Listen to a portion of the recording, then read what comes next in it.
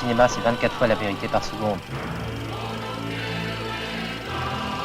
Alfred è bellissimo!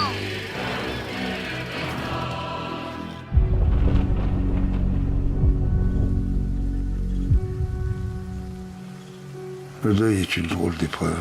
Il y a eu une proposition de Sylvie Piala, ma productrice, et de son compagnon, Olivier Rado, qui est le directeur artistique de mes films, de m'intéresser à une période peu connue, que moi-même j'ignorais, en fait, une période très trouble au sortir de la Seconde Guerre mondiale, c'est-à-dire les premières années de troubles concernant la guerre d'Indochine, c'est-à-dire à partir de 1945.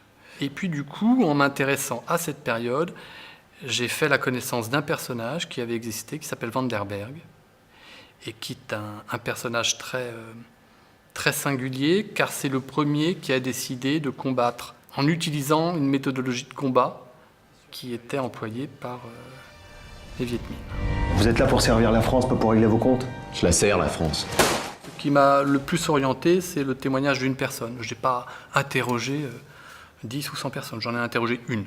Une, parce qu'il se trouve que c'est un ancien chef opérateur avec lequel j'ai travaillé, qui s'appelle Raoul Coutard, qui a éclairé 4 de mes films, et qui se trouve que cette personne, Raoul Coutard, a connu Vanderberg, le personnage dont je me suis inspiré.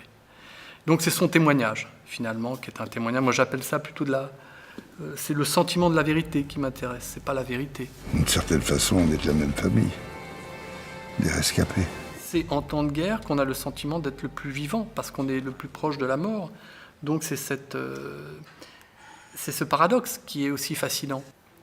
Parce qu'on est, je pense, extrêmement désœuvré dans certaines situations et on y puise des choses totalement insoupçonnées, puisque c'est plus la raison qui l'emporte.